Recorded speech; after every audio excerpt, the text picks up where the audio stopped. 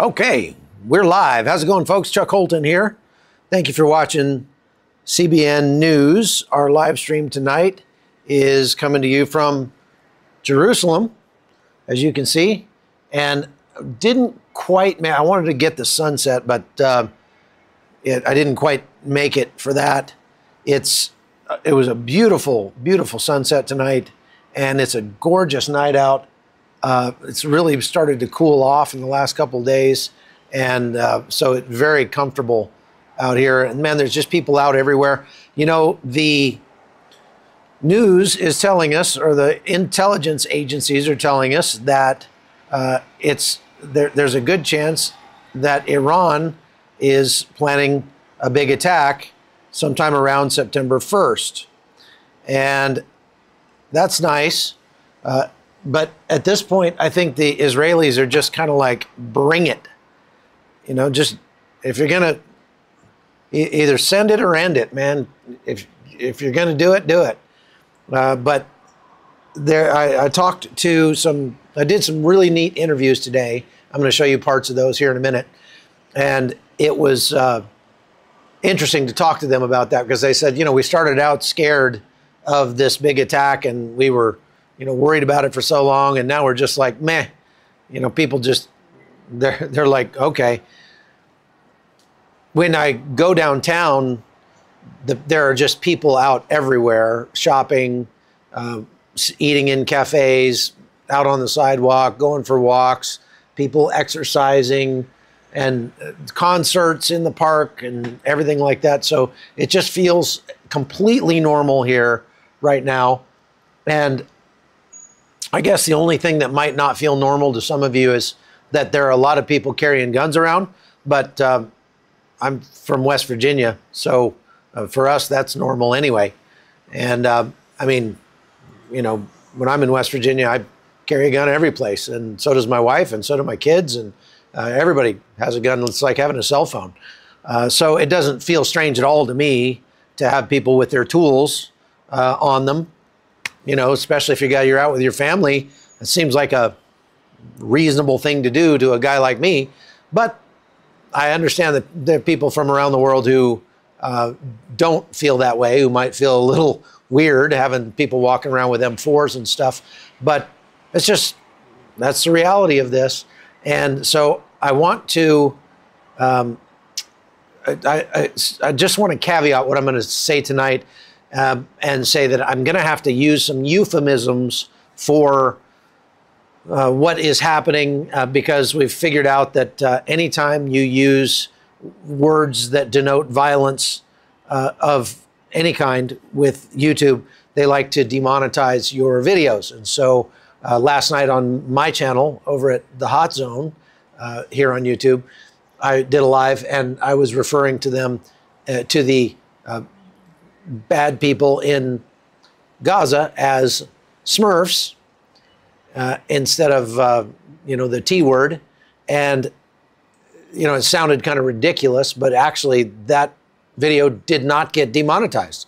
And so maybe that's what we have to do. So I'm going to try to be as, you know, circumspect as possible with my, my language, and just try to keep it low-key, not scary in any way, shape, or form. And that helps, you know, if you're listening with your kids too and everything. So they might wonder why I'm talking about Smurfs, but maybe we'll just call them militants instead of Smurfs. Maybe that's a little more professional way to do it. So thank you, Chris. I appreciate that.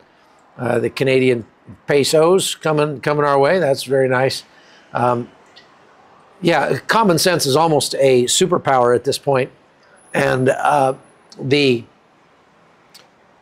big social media giants have apparently made a habit of not hiring people with that particular superpower. And so we have to sort of navigate the minefield of their ridiculousness on a pretty much nightly basis. And so anyway, I'm going to do that. Now, let's get to the news. So today I went up to Samaria, and I'm going to interchangeably use the terms Judea and Samaria and the West Bank. The West Bank is just a shorter way to say it than saying Judea, Samaria, and Hebron. But if I'm saying the West Bank, I'm certainly not meaning it in the political sense that is being used by the rest of the media. You'll hear them call it the occupied West Bank, the illegally occupied West Bank. And we're going to talk about that some tonight. But obviously, as I've mentioned many times before, the Judea and Samaria region is not illegally occupied by Israeli citizens because it belongs to Israel. And Israel has actually a treaty, the Oslo Accords, that gave them, sort of legal cover for living in certain parts of Judea and Samaria back in 1993. And they have a lot of people that live there who are Arab, and they have a lot of people that live there who are not Arab. They have Israeli citizens and people who are not Israeli citizens that live in that region. And they're separated up into those three zones: A zones, B zones, and C zones. And again, we're going to talk more about that as we get into it. But the people the Israeli citizens who are living there are not occupying foreign land. It belongs to Israel. They are not there illegally because they have every right to be there, and they get title and permits and all the things that they need to legally live in those places. That doesn't exactly happen that way on the Arab side, however.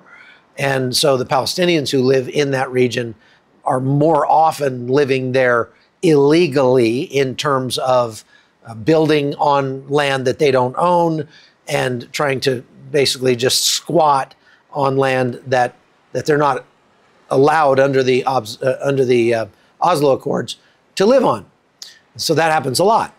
And there's been a rising amount of violence in the West Bank since October 7th. And I'm going to let you listen to some of the interviews that I got today. What I did is I went up there and I spoke to some people who live there. I spoke to the governor of the Benjamin region. This is the tribe of Benjamin, and they live in the land that Benjamin lived in, and that the tribe of Benjamin lived in. And now up there near Shiloh, biblical Shiloh.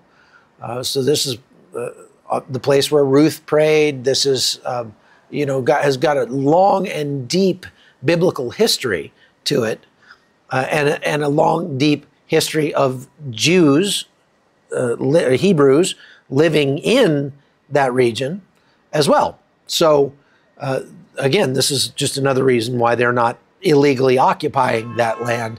And when you hear news stories saying in the illegally occupied West Bank, what they're telling you is they're telling you about their own political leanings. They're not telling you the truth about what's happening on the ground.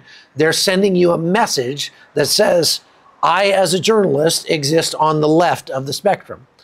And so when they use that language, what they're trying to do is to shape your opinion of Israelis living there. It's the same we found with the quote unquote settler violence that you've been hearing some about if you make the mistake of watching the mainstream media. That settler violence, you'll hear from the horse's mouth, from some of the settlers, the things that are classified as settler violence probably shouldn't be classified as violence, because they're not. It's almost like how on college campuses in the United States these days, they can say that words equal violence. And, so if you say something that someone disagrees with, they call that violence against them. You're doing violence to them by saying something that they disagree with. It's a class of information warfare that is being waged against you by the left and the media. And it's important to, words mean things. And so if you're gonna, if a journalist is gonna say that this is the illegally occupied West Bank, well, it's not illegal for people to occupy it, and it's not occupied because they are not foreigners in that land, and it's not even the West Bank. It's Israel. It's on the eastern border of Israel. So it's only west to the country of Jordan. And so that kind of lie being told over and over and over again, thousands of times every day by mainstream media outlets, is an attempt to shape how you think about what's going on. And so I'm just trying to give you what the other side has to say, the people who actually live there. And so let's talk about that. I want to show you a little bit about where I went today. And here's a little stand-up I did overlooking the city of Nablus. Let's see if I can find that. No, that's not it. There we go. I'm standing on Mount Gerazim, which is situated in Samaria, what much of the world calls the West Bank. But this town down below me was once the biblical city of Shechem in the Old Testament. Today, it's called Nablus. And this is one of those A-zone areas that Israelis are prohibited from entering because it's administered and patrolled by the Palestinian Authority. This area right over here is the Balata refugee camp. And it's a well-known area that is the birthplace of some of the most notorious terror organizations that Israel has ever faced. The Al-Aqsa Martyrs Brigade and the newer terror organization called the Lion's Den. And of great concern is that just like they have found in Gaza, many of the schools that are in this area are funded and run by UNRWA, the United Nations Relief and Works Agency. And UNRWA has been found to use in their curriculum information and textbooks that glorify killing of Jews, that glorify terrorism. And this is one thing that the IDF is trying to put a stop to with the operations that they're performing right now in the areas around this region. Okay, so that was me overlooking biblical Shechem or Nablus. There's a lot that actually happened in the Old Testament that you can see where it happened from standing right there. Standing on that spot, you can see the well where Jesus spoke to the Samaritan woman. You can see the tomb of Old Testament Joseph. You can see the field that Abraham, when he spoke to Lot, and that gave Lot the opportunity, you go one way, I'll go the other way. Lot went to the right up what they now call the Mount of Cursing, and Abraham went to the left, up what they call Mount Gerazim, which is where I was standing, or the Mount of Blessing. There is, you can see the place where God spoke to Abraham and told him that he would make his descendants like the sand of the sea, and that anyone who curses Israel will be cursed, and anyone who blesses Israel will be blessed. You can see that spot from there. And there's a whole lot more, actually, just on and on and on, the stuff that you can see from up there. The village that's on top of Mount Gerazim belongs to the Samaritans. You've heard me talk about them before. Very interesting people group. And I went up there and got some falafel when I got done with that stand-up and talked to some of them today. That was interesting. So let me show you what, just a couple of clips from some of the interviews that I did about the issue of what's going on in the West Bank or Judea and Samaria, okay? And just before just so I can set these up, the IDF has gone into several cities in the West Bank area and has started a major operation in there, not quite on par with the invasion of Gaza that happened back in October, but it's the largest incursion into that region with military force that they've had in 22 years. and it's major. I mean, it's big, and they've killed, I don't know, maybe a dozen terrorists who were engaged in the Smurfs who were engaged in the act of violence against the IDF. They have actually been staying in there. They don't pull out. They brought armor with them, including their D9 Cat bulldozers with the big hook on the back. And there's a lot of video of them out there. I can even show you some just real quick, the easy way. There's a lot of video of the bulldozers like tearing up the road. This is just, let's see here. I don't know if that'll focus. There we go. So there's their bulldozers. You see they've got special focus. There we go. This is them driving into the area.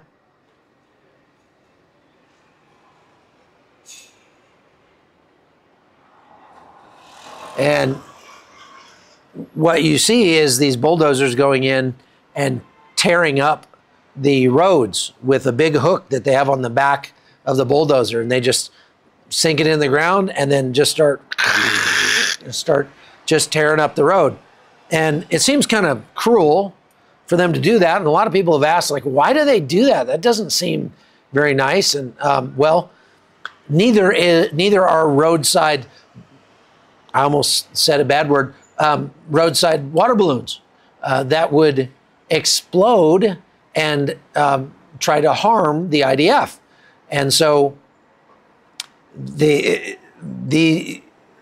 unfortunately, the Palestinians in those areas have made a very bad habit of emplacing IEDs in the road. And just like we saw in Afghanistan and Iraq, that is a real risk for the soldiers who are going in there on those missions. And so they tear up those roads to cause those water balloons to burst, and they in that way make their entry and exit more safe, because they will bury those things under the roads or on the side of the road a long time before and just leave them there and have a wire run from that to a little 9-volt. All it takes is 9-volt battery, set that thing off. That's what we used to do when I was in the Army. And you just go, you know, you just touch it to the wires and kablooey, the water balloon just pops. And so it is sad that they have to go in there and tear up the roads like that, but they wouldn't have to do that if they didn't have to worry about the IEDs that are very, very common in that area.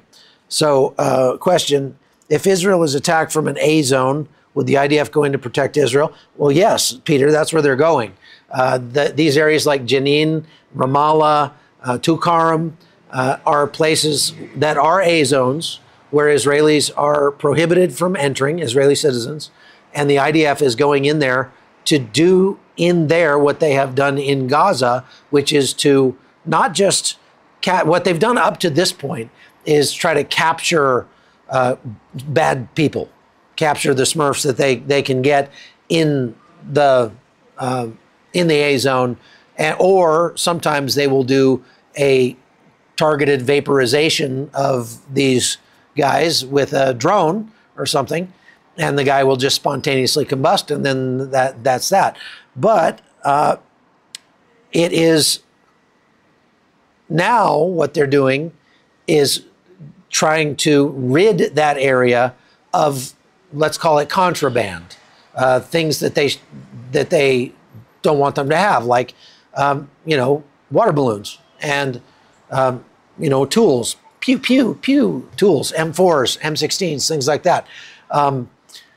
Gosh, this is stupid to have to talk like that, but yeah, I mean, it just keeps us from getting demonetized. They are finding quite a bit of stuff, as well as command posts. Again, I've been reading the history, it's a long book, called Rise and Kill First of the history of the Mossad. And, you know, one of the things they talk about is that this kind of thing has been, that like Hamas has had headquarters inside the West Bank area for decades. They run some of the, you know, operations that they do, not out of Gaza, but out of places like Ramallah or Jenin or Nablus. Now, so this is obviously a powder keg, and this is what I'm trying to get to show you these interviews. If you drive into the West Bank region, you're driving into a powder keg. And when I stopped to get gas today at one of those spots, the guys pumping my gas were Palestinian, not super friendly, not super unfriendly, just sort of ambivalent. But right next to the gas station was a like 30-foot tall concrete T-wall like we used to see in Afghanistan and Iraq. And it was surrounding a whole neighborhood. And that's because apparently I was right on the edge of one of those A zones, and I was in a B zone where both parties can travel, but right there was the border of the A zone, and so they had these 30-foot tall concrete T-walls and barbed wire on top and concertina wire, and let me tell you, that was not to keep the Israelis out, all right? It's unfortunate that they have to do that, but they've just had so many attacks that this is what they've had to resort to. So driving into that powder keg, I've been told, and what you'll hear in some of these interviews, is that since October 7th, living in there, if you're not an Arab, has gotten more and more and more dangerous. And because of that, this is what these people had to say. I wanted to set that up for them to tell you in their own words what living in those A zones is like, okay? Here we go. A lot of the Arabs/Palestinians living in our region, and we've been living kind of side by side, and sometimes they mind their own business, and many times they try and kill us. Ever since October 7th, it's gotten worse. And you can even see on the Telegram, they have Telegram and Facebook, and you can see openly how the villages right next to us, right next to my town, right here in Area C, where all the Israelis live, are pro-Hamas, pro-October 7th, and they're calling to kill Jews. So what steps have you had to take to deal with that? What do you do? So what we've done, a lot of my friends, they all have guns. I'm talking about women. I have 8 children, and what we've done is just to protect them. First of all, we have locks on our homes, and we have plastic windows. I've always had plastic windows on my car because at any given time, the Arabs living in the area throw rocks. So that can be a potential weapon. A rock thrown at your car when you're driving, 60 miles an hour or whatever, and it goes through the windshield, and you have kids in the back seat, is very dangerous. So we have plastic windows, and I don't carry a gun because I lose my phone and my keys, and I just thought it's too big a responsibility. But a lot of my friends have guns. Now everybody's carrying handguns. The Americans calling settler violence is a Jew going to pray on Temple Mount. That is settler violence. A Jew that builds a farm anywhere here in the biblical heartland in the open land on Israeli state land is settler violence. So it's not just someone picking up a rock and throwing it, it's all, and so they're making the numbers bigger and bigger. But what I'm saying is there's no such thing as settler violence. There is only violence against settlers, and that's what's happening now. If anyone says that Jews living in Judea is illegal, you know that they're off somewhere, right? Automatically. You don't even have to be a Christian to say. I mean, Americans live in America, Chinese live in China. Well, Jews should have the right to live in Judea, of all places. Like really, like this is really insane. So that's a basic level. Biden is saying that anything that gets in the way, and by the way, that's why he renamed this place West Bank. Don't call it Judea, because that shows an ancient connection to the Jews to this location. So rid of the historical significance, side with the Arabs on this point, and that's how you fuel this regime against Israel, and that it's very political. So that's what's happening on that leg. and demonizing the Jewish people of this area. These are the most biblical Jews in all of Israel. They're coming back to their homeland. They're very biblically minded. They're more than biblically minded. They're redemption minded. They're looking at this like God is bringing us back to this land, like in fulfillment of the promise. And these are the people that are really focusing in on that biblical. They're the biblical Jewish people of our time. They're the Maccabean kind of people of our time that are recognizing the times and wanting to live in it. The Biden administration rejects all of that, saying that it's no longer the biblical heartland. Reject the Bible, reject the biblical Jew, and you belong in Tel Aviv, not Jerusalem, right? That's literally what's going down on the bottom line. And in that, this whole thing is so much more religious than you know. It's all about the Arabs taking precedence in these biblical areas. Okay, so that was Joshua Waller from HaYovel. HaYovel is a group of Christians who moved to that region. They live on the Mount of Blessing, and this is many years ago. They moved there, several families, and they lived there. They came specifically to help the farmers in that region, populate that land with farms. And so they have to drive through those B zones every day, and it's dangerous. It's gotten more and more dangerous. As a matter of fact, the woman who was speaking is the assistant to the governor of Benjamin region or something like. It's the region where the Benjaminites came from, and her name is Eliana Pasatin. Eliana is a mother of 8, and she was telling me after the interview, as we were walking out, that her children that have been deeply affected by October 7th and by all of the sirens going off and everything like that. And now they're saying, people are saying, look, a siren is not good enough, because her daughter said to her, Mom, if the siren goes off, do we run downstairs to the bomb shelter or do we run upstairs to the safe room? Because I don't know when the siren goes off if it's, Smurfs coming across the fence, coming in here to do a home invasion, or if it is, missiles coming in from Iran or something. So they have actually talked about, I guess they've changed it now, where the alarm will actually announce if there's, something, announce which one it is. Or I guess they have a siren if it's missiles, and they have an announcement if it's an incursion across the fence. And this is, the kind of thing that a 9-year-old girl has to think about in Judea and Samaria these days. Now, her younger son, she said she came in his room one day and he was laying on the floor holding his breath. And she was looking at him like, what's wrong with, boys do weird things anyway. But he was like, ah! And she said, what are you doing? He said, oh, I'm practicing holding my breath so that if they come in our house, I can pretend to be dead and they won't know that, that I'm still alive. Just imagine how terrible it would be for a child to have to live like that. What would you demand from your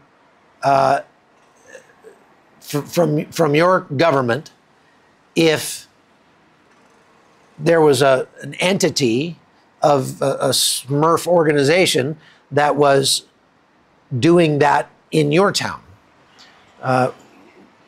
Right below where this woman lives, she said there's a gas station down there, and there have been 2 drive-bys at that gas station that have been fatal since October 7th. And she's out there on her back porch and hears pow, pow, pow, and there, her friend's son is eliminated right down there by a Palestinian Smurf. And so it's just awful what they have to put up with. Now, let's say that you lived in a small town you lived in a village kind of out in the country somewhere, and there was a group of, you know, outsiders. Maybe they were there legally, maybe they're not, or whatever, but a group of outsiders who didn't belong there, who came in to your town and were doing that sort of thing on a semi-regular basis. What would you want the government to do? Well, you'd call the police. Hopefully the police would deal with it. But what if the police are 2 hours away or an hour away and it's going to take them a long time to get to your house? Well, so what are you going to do? Well, you're going to try to put together a security organization that is going to be functioning like a community watch program on steroids. They're going to be armed, and they're going to be able to come and protect you. Now, let's say that even they can't get there fast enough because you're just on your way home from work, going to your town, your small town, and on the road outside your town, those people start lining up alongside the road and throwing rocks at your car, or shooting at your car, or something like that. And, well, then what would you do? And let's say that in one of those cases, somebody actually ends up being fatal to some of the people from your town because of these Smurfs and their shenanigans, throwing rocks and Molotov cocktails and stuff like that. So at some point, you might be tempted to get you and your buddies together and go take care of that problem. You know where those people are hanging out, and you might want to take matters into your own hands. Now, I'm not saying that that is right. It certainly would not be legal, but one might be excused for thinking that that's your only option if your community watch is too far away to deal with it, and the police are way too far away to deal with it. So, yeah, you might want to defend yourself. And I would say that you would have every right to do that, right? Well, so that's basically what's been happening in that whole region in Samaria. Right to the west of where I was today is a town called Jit. And in that town, there were some Israelis who got very fed up with the rock throwing, the blockades on the roads, just think of them like Black Lives Matter folks, that are out there torching cars and stopping traffic and just making a nuisance of themselves. And the police won't do anything about it, and there's nobody else around to do anything, and you're just fed up. You've had it up to here. And so you get some of your buddies and you go out there and you say, we're going to make them pay. Now, that would be illegal, and it would be, certainly not something that should be condoned. But again, that's where people are out there. That's where the residents of those C zones are getting to. That's the place that they've gotten to mentally. Now, what she told me was that some of the people that are committing those acts against the Palestinians in the region are not even from there. They're coming from somewhere else. And they're just teenagers that are really hopped up, and they're angry, and kids get pretty hot-headed sometimes, and so these teenagers go in there and they start saying, we're going to give them a taste of their own medicine. Okay? Now, when that happens, the IDF shows up and they put a stop to it, and they have arrested some Israelis who have been there taking matters into their own hands. And that's what a civilized country does. You have a police force for a reason, and so it's their job, and they have a monopoly on violence so that you can't start a feud with your neighbor and you guys end up killing each other, right? So the police show up, or the IDF shows up. They put a stop to the riots that are taking place, and that's basically what these are. This violence that we've been told is happening in the West Bank against Palestinians is basically protests that get out of hand. And again, no excuse for it, but Israel does the right thing, is what I'm pointing out. They send law enforcement in there and they enforce the law. They arrest the perpetrators and they put them in jail and they prosecute those people. So that's what you would expect from a civilized country. Now, the Palestinian Authority has their own police force as well in the A zones. And when the large, now again, I need to put this in the balance so you understand the amount of violence that's being committed by Israelis against Palestinians in that region is maybe a 2. The amount of violence that's being committed by Palestinians against Israelis in that region is about 200. I mean, about 200 incidents to 2. Okay, it's way, way worse. And so it would be theoretically the responsibility of the Palestinian Authority police to put a stop to that violence, to prosecute those people. But they don't. They will allow, they just look the other way in most cases. And the IDF does show up at times and scatter the people that are throwing rocks and things like that. And when they do, which is completely within their jurisdiction, they're completely right to do that. But when the IDF shows up and puts a stop to the rock throwing by the Palestinians, that is counted by the international media and by the United Nations as a violent incident against Palestinians. As she was saying, when Jews go up on the Temple Mount and pray, that's counted by the international world body as violence against Palestinians, because people are praying in a place where they don't want them to pray.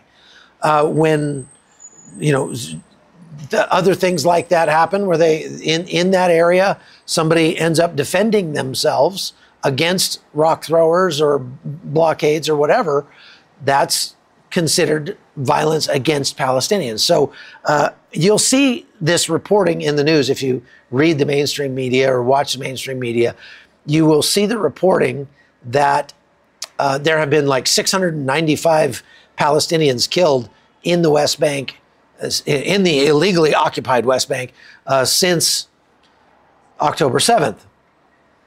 And the way that they write that makes it sound like there are civilians who have nothing better to do but just rampage around and pew, pew, pew against Palestinians.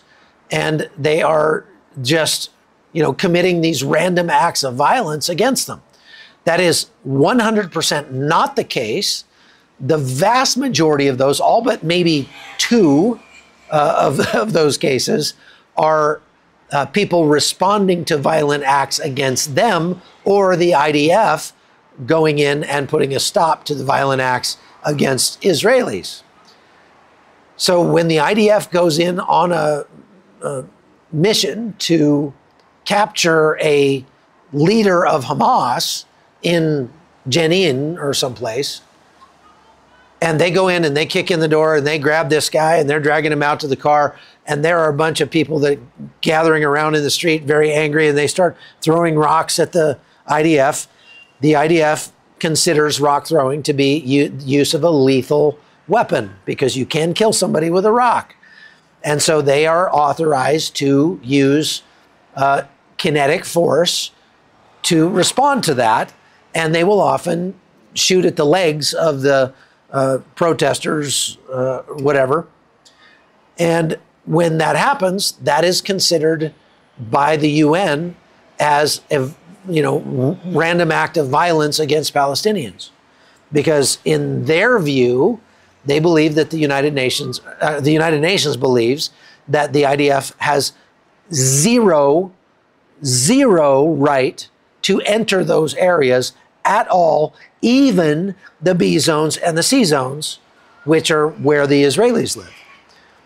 The United Nations believes that the entirety of what they call the West Bank, Judea, Samaria, and Hebron, the entirety of that region, the United Nations has just arbitrarily declared that it belongs to the Palestinians. Well, it does not. Since 1967, when Israel retook that area from the Jordanian army, which is the Palestinian army by and large, since the Israelis took it back, it is Israeli territory. And under the Oslo Accords, the IDF has every right to enter those areas, even the A zones, when there is a military necessity to do so. And that is what they are doing right now. So the operation that they are doing into Tulkarm and, you know, all those areas, Jenin and all those areas, is in order to root out weapons, explosives, water balloons, and Smurfs in those regions, command posts, communications. The reason that they are having to do this now is because Iran has been pumping weapons into those areas to try to arm a new proxy in the West Bank area and cause another violent proxy to rise up in an area that is not walled off. It doesn't have a border. There's a chain link fence. In some areas, they've had to put up these concrete T-walls, like I was mentioning, but in most places, it's just a fence. In some places, they don't even have that. It's just there's an orchard between you and your Arab neighbors.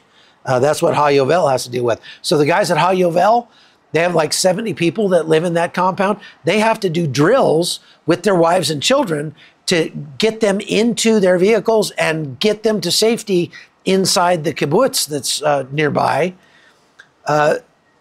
or the Israeli community that's nearby, in very, very short amount of time in case they're about to get overrun. And those guys are not allowed to have weapons.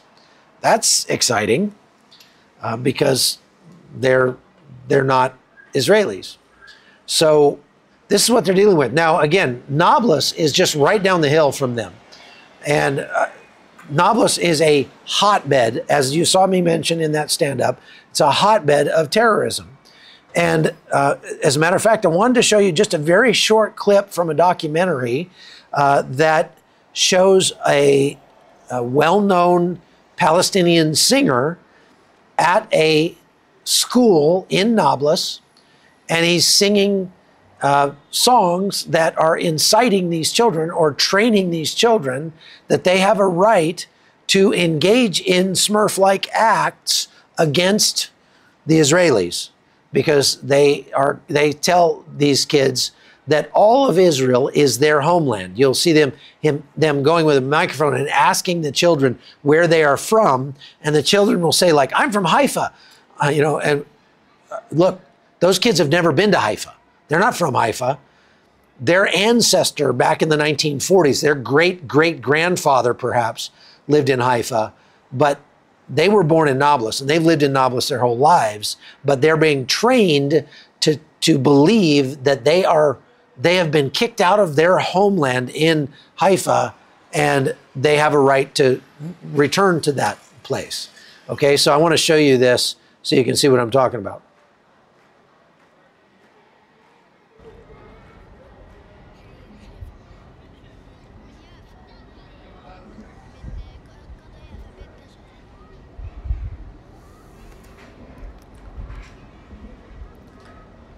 So I'm letting this play twice because you see there it says go to Tzfat, go to Tiberias, go to Acre, and go to Haifa. He's telling them to go to the places that are inside Israel. Okay, so I just let that run through twice so you could see this is a school And guess who runs the school in Nablus? Three guesses. Who runs the school in Nablus? Any guesses? Let's have a comment here. Put up a comment. Who's going to get the first comment? To guess who runs that school in Nablus? Who is it? Let's see. I'm waiting for your comments.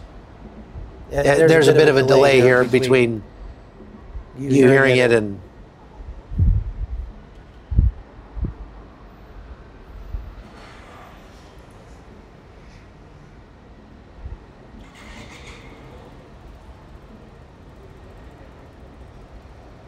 Not UNESCO. UNRWA. There we go. Dan B got it. UNRWA. Yeah, Dan B got it. UNRWA runs that school. United Nations Relief and Works Agency runs that school. And, you know, this is something that they've been finding in Gaza over and over and over again, is that every single UNRWA building is being used by Hamas in some military capacity. Whether it's storing weapons, whether it's entrance for terror tunnels, whether it's headquarters, et cetera, et cetera. Did I? Oh, you're right. Sorry. I got it. I had two microphones going. Sorry about that. My bad. Okay. So this UNRWA school in Nablus is actually one of the birthplaces of the Al-Aqsa Martyrs Brigade. The rest of that documentary, I'm going to post that documentary, by the way, over on my website, chuckholton.com. You can go to chuckholton.com and you can subscribe over there, and I can put lots of videos and photos and news articles and stuff up over there that I can't show you here on YouTube. But I'll put the entire documentary up over on my website so you can watch it.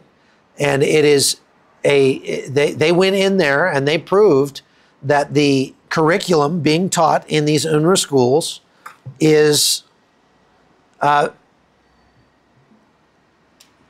pro-Hamas. It's pro-Smurf, okay? So Lisa Wilkes asks, who occupied Judea first? Palestine believes it was them. Well, Palestinians are Arabs, and the Arabs were descended from, was it Hagar, right? And they have lived in that region. The Jews and the Arabs have lived in that region for millennia. And God gave the land to the Hebrews, the Israelites, and promised it to them, and they moved in there and lived there for a long, long time.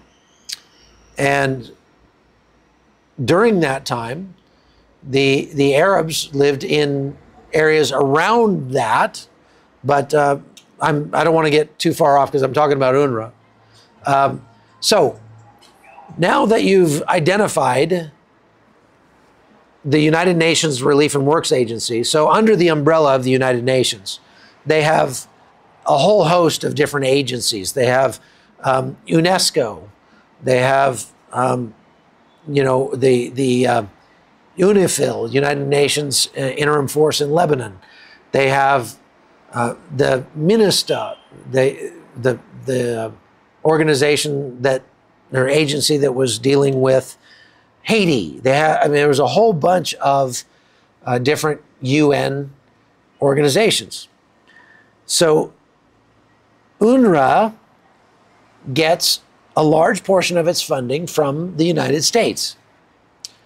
And in 2023, the United States gave UNRWA more than $344 million, which UNRWA then used to educate children with textbooks that literally teach them how to make IEDs. how to make those vests that go kablooey. Okay? That, Chuck, I'm having trouble with the horses. I'm sorry, I don't know what you're talking about, Kathy. Yeah, so yeah, Smurfs are, I keep talking about Smurfs for those of you who just came on, because YouTube likes to block me if I use the T word too much to describe these bad people in Gaza and other places who like to make things go kablooey and, you know, hurt innocent people. So UNRWA is a Smurf training center. And it not only is a training center, but it's a recruiting center as well. And so the United States has been giving them more than $300 million a year to do this. This is why there's been a large hue and cry in the United States since that has been proven over and over again in Gaza to cut their funding. And they did cut their funding. The UK cut their funding for a time and then restored their funding again. So this is an absolute travesty, folks. It's a travesty. All right, so if you have questions, go ahead and ask them over here, but I would ask if you do me a favor and write your question in all caps and put the word question at the beginning of your question so that I can find them quickly among all the comments, because we're getting a lot of comments here. You guys think I accidentally put that echo in there. It makes you put comments like crazy in the comment box, which makes YouTube show it to more people. But no, that was an accident. Sorry, I just clicked the wrong button. Tooth fairies are funding Smurfs to make and deploy water balloons. That's right, Roger, you got it. A-10s can melt just about anything. Okay, so yeah, it's really sad that it's very dystopian, like 1984, Orwellian, that we have to use all these euphemisms, but unfortunately that's what YouTube is requiring at this point. I thought God gave the land to Abraham's descendants. Did God say he gave it only to Abraham's Jewish descendants? That's a good question, Michael.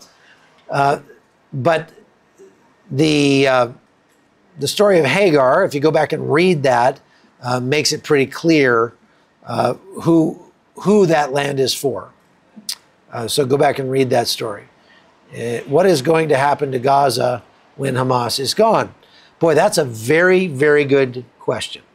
Now, there's been a lot of talk about what happens in the day after the Israelis pull out, but that's going to be a long time from now if the Israelis have any say in the matter, because they are preparing a long-term stay in Gaza in order to keep the people of Gaza from being able to rebuild any kind of military capacity. Now, that doesn't mean that they're stopping aid from coming in. They're allowing the aid in and even facilitating some of that aid, both from the north and from the south. They're allowing the aid to come in. You haven't heard much lately about famine in Gaza, have you? That's because there wasn't famine in Gaza ever. And it just worked its way through the news cycle for a week or two and then went away. But what they're now worried about, what a lot of people I talked to today are worried about, is that the IDF is going to have to start a Gaza-like operation in Judea and Samaria. And that is much, much larger area, total area that they would have to cover. Judea and Samaria and Hebron are much greater area than Gaza is, right? And so that's a real problem. Now, I wonder if my map is still up. No, it's not. Let me fix that. I'll fix my map real quick, and then I can show you what I mean by that. So if they have to go into an area like that, you're talking about a real operation, a long-term. They destroyed a mosque in part of Samaria last night, and the reason they destroyed that mosque was because they went into it and it was being used as a command center for a Smurf organization. They found a whole bunch of weapons. They found a whole bunch of water balloons and stuff like that. So they wrecked it. That's their policy.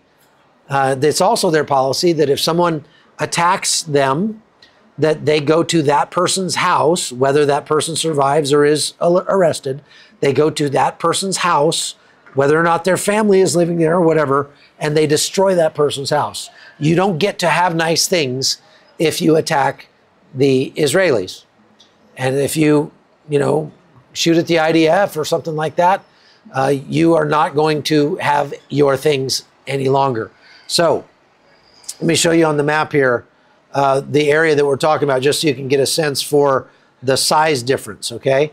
So this is what they call the West Bank here, and here's the border up here.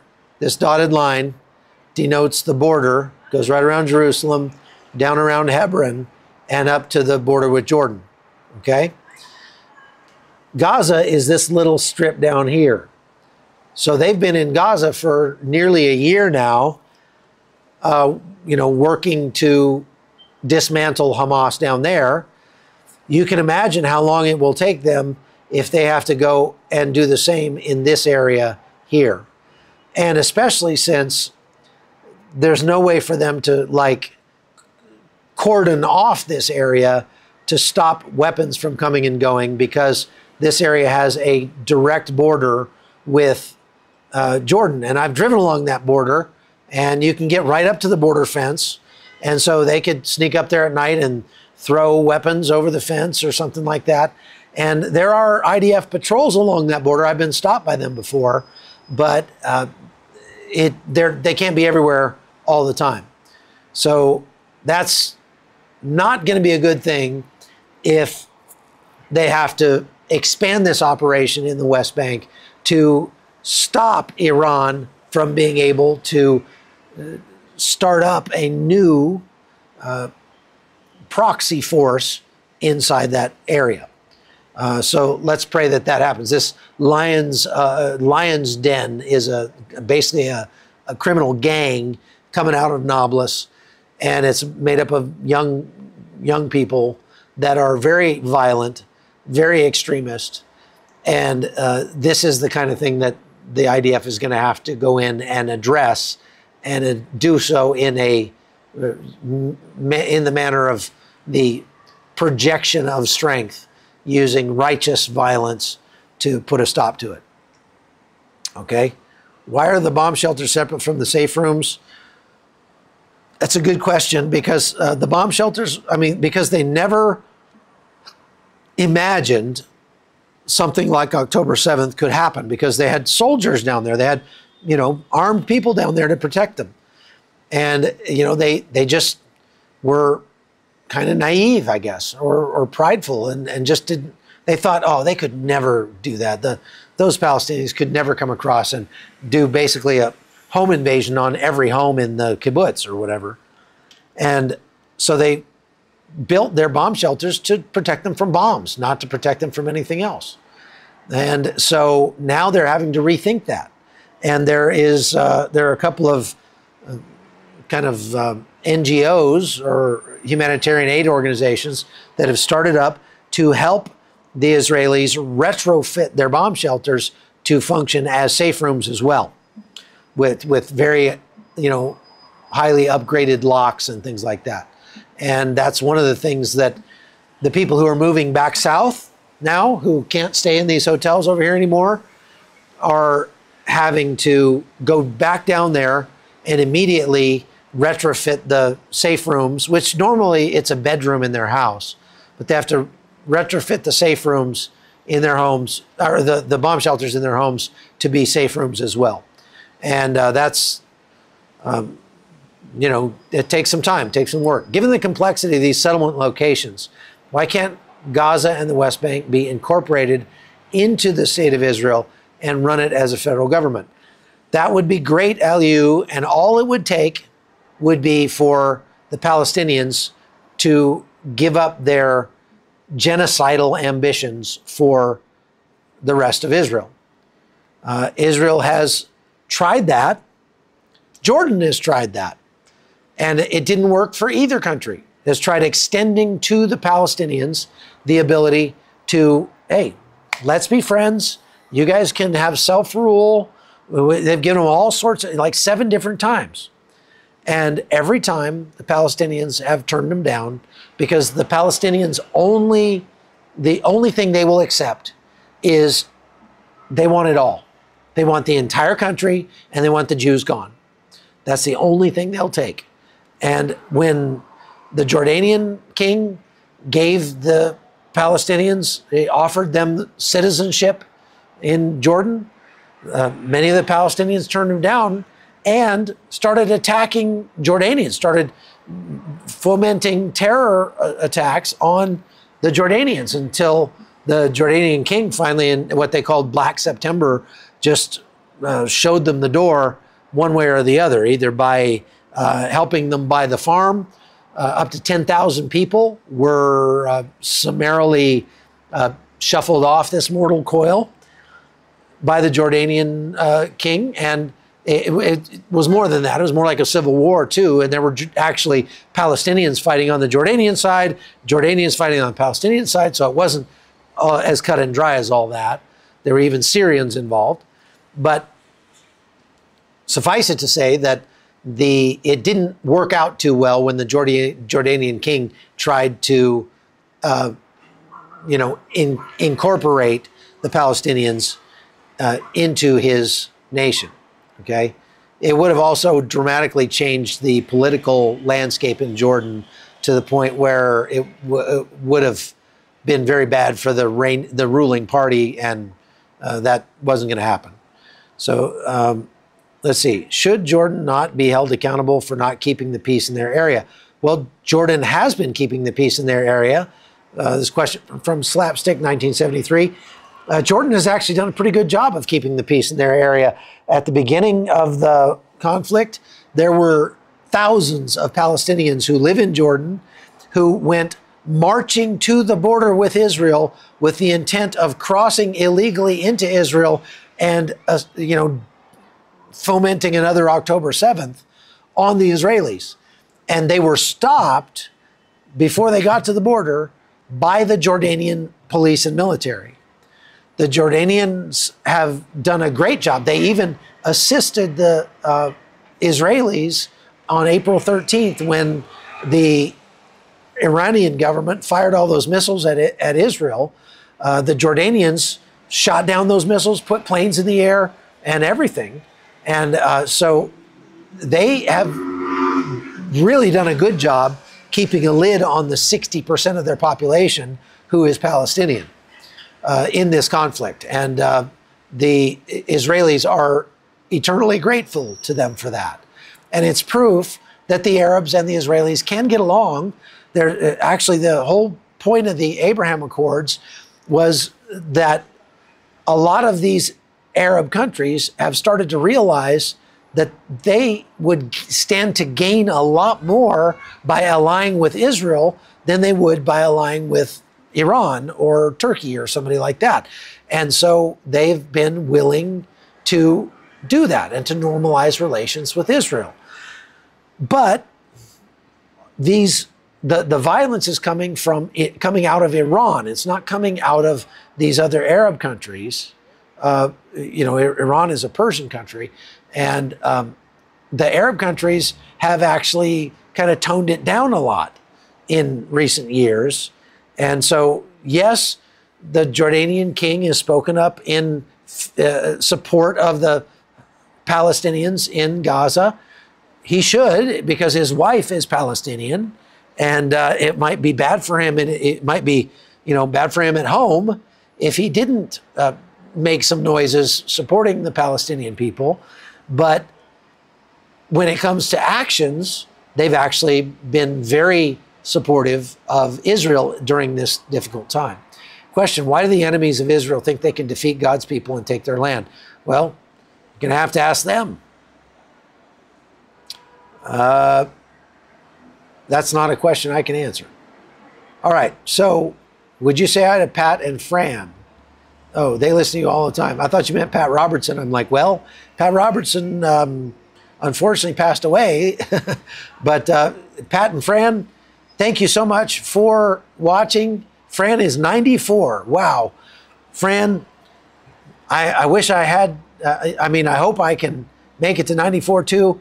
Sometimes I think I'm going to feel pretty good about myself if I can make it to 60 and not be in one of those wheelchairs that you push around with your tongue, you know. But man, good on you for making it to 94. You better be careful though. If you keep that up, you might get old one of these days. So thank you, Pat and Fran, for watching. I really appreciate you and your support. Thank you for praying for the peace of Jerusalem. Let's do that right now because we are out of time. We're over time. So thank you very much for watching. And again, I will put more information up over at chuckholton.com about what's going on, stuff I can't show you here for various reasons. And I will also likely do a live on my own podcast tonight. So you can go to the Hot Zone with Chuck Holton and I can answer more of your questions. We can talk more about these issues and others. I saw somebody was asking about, you know, why do I feel like I need a weapon when I'm at home? I said I carry a gun. That's the kind of thing I can answer on the Hot Zone. So we can go over there and we can talk about why I think it's incumbent upon every good man to make people safer wherever he goes. And one of the ways that I choose to do that when I'm in the United States is by exercising my legal right to carry a firearm.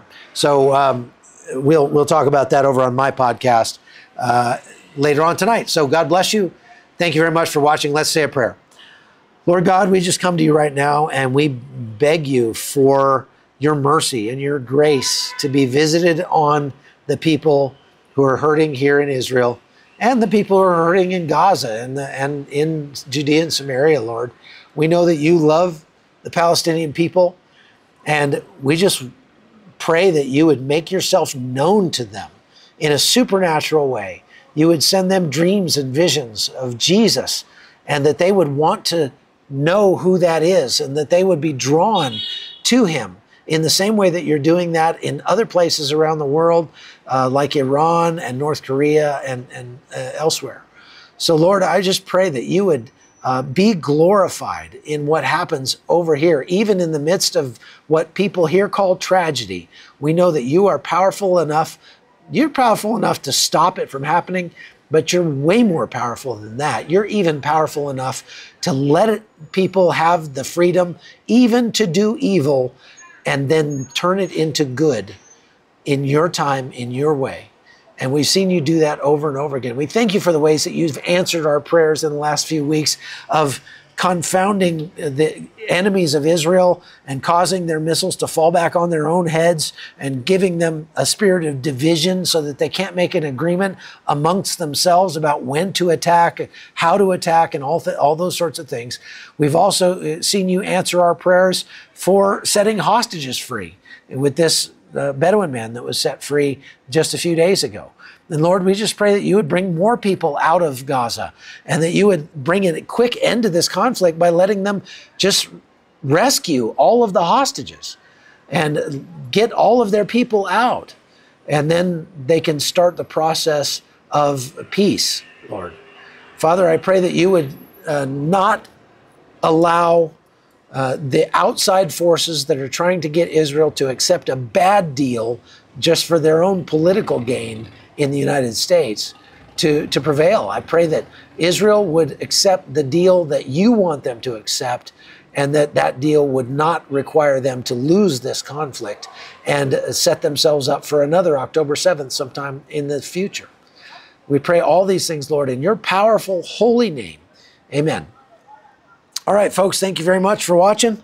And come back again. Make sure you subscribe to the podcast.